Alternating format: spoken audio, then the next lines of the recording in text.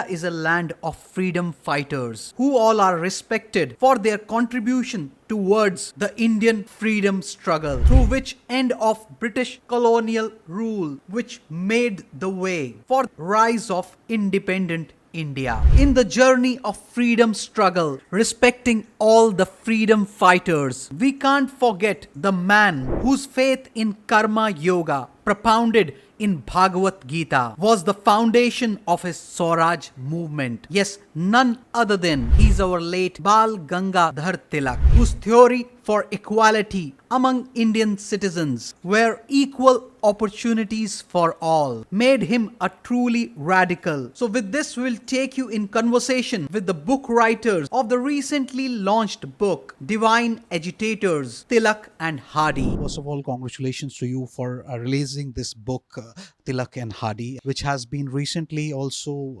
released by our Honorable CM of Maharashtra, which was all out in the papers. On the Twitter as well. So could you give us a brief synopsis that how this book is reflecting the valuable theory between Tilak and Hardie related to history? Well, Mr. Tilak and Mr. Hardie, when they came together, it was a wonder because Mr. Hardie had a great sympathy towards the laborers. Of course, he had a very hard time when he was a child. And when he met Tilak or Tilak met him, at that time, both the people have decided to do something better and something for the India's freedom. When Lokmanya Tilak gave them the political donation of 2,000 pounds and it helped quite a lot to the Labour Party also to establish. So, my friend Mr. Ambedkar has seen this receipt in a archives of Maharashtra Mandal, which was established by Mr. N.C. Kelkar in 1935. And when he saw the receipt and he told me, and then we have got very much curious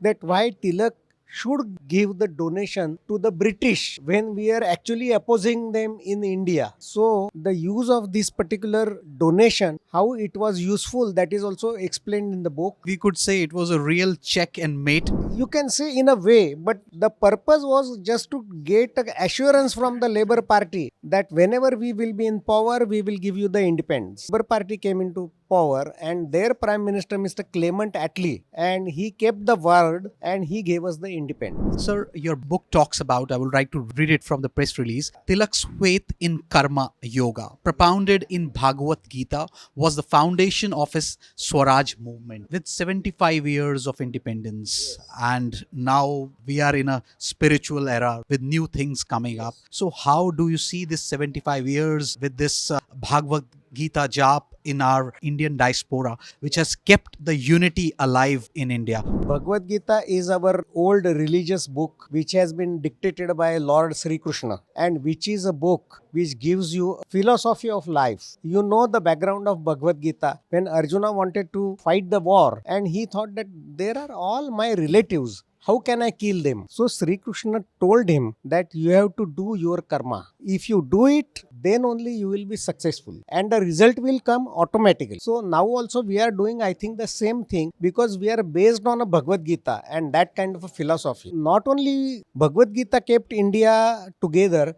but even the Ramayana, Mahabharata and all that has been kept India together, and Bhagavad Gita is regarded in India as a philosophy of life. Our current Prime Minister is also, taking Bhagavad Gita abroad also and meeting people and gifting them. Bhagavad Gita says, do the karma. Now the Prime Minister did the karma and he had a Ayodhya temple. That is after 500 years. Now the temple and the people are very happy, and that is also a part of bringing country together because that is the one kind of a bond. That's what Indian democracy is all about. Yes. Unity in diversity. Yes, that is a unity in diversity. You go to South India, you go to North India, but everybody knows Ramayana, everybody knows Mahabharata, everybody knows Bhagavad Gita. Now that is the bond which is keeping people together. Rather, I would say every religion together. Yes, we are giving Bhagavad Gita to all over the world. At least they know the Bhagavad Gita, they know the yoga, and the country is kept together. And that's a great contribution of these epics also and Bhagwat Gita also. Keeping India's roots alive. Yes.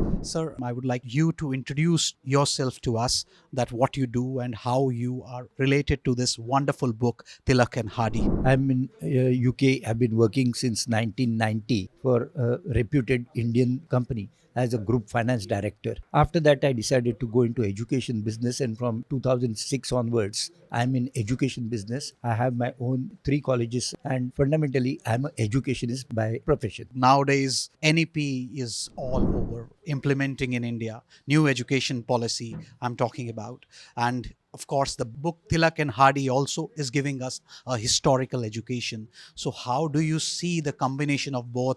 And of course, your thought process on the new education policy 2020 in India. New education policy is an absolutely new idea. To be honest, we are also working as an education institute on a program called metacognition. Metacognition is thinking about thinking. So if you look at the Indian education process, the thinking process is absent there. With the new education policy now, thinking is valid and we could see it all around. Yes, definitely their target is to understand how the brain functions, how we should be for every aspect in life. You require thinking. We could say now in education also we are competing with the United Kingdom. Yes, we are. What Modi has done is that he is wanting to put India into the world, find out where India is in the world league and improve on that. You see, the index of doing business in India has gone. At one time we were 150th. Today we are 39th or 40th. You can see a real change, and to become India a Jagat Guru is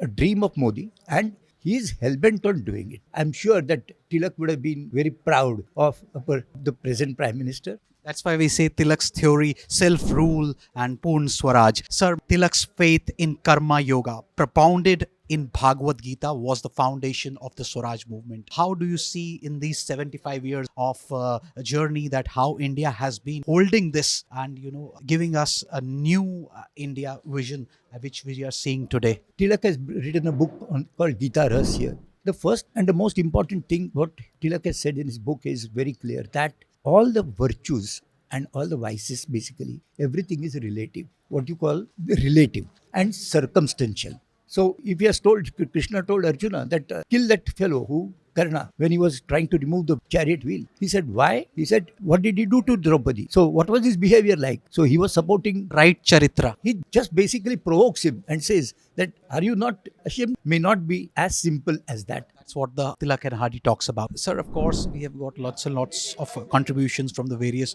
freedom fighters in the Indian freedom struggle. They have got their own contributions at their own level. So how do you rate the Tilak's contribution in regards to the book published? I think that each of the freedom fighters who fought for India, you cannot demean their sacrifices. They are absolutely responsible and they should be commendable, basically, for their contribution to this one. For example, in Bhagwat Gita, he says that there are so many ways of achieving salvation. So the same way for leaders, there were so many ways of achieving freedom. So one was Tilak's way. But the Tilak's contribution is basically making strong the principle of socialistic democratic republic.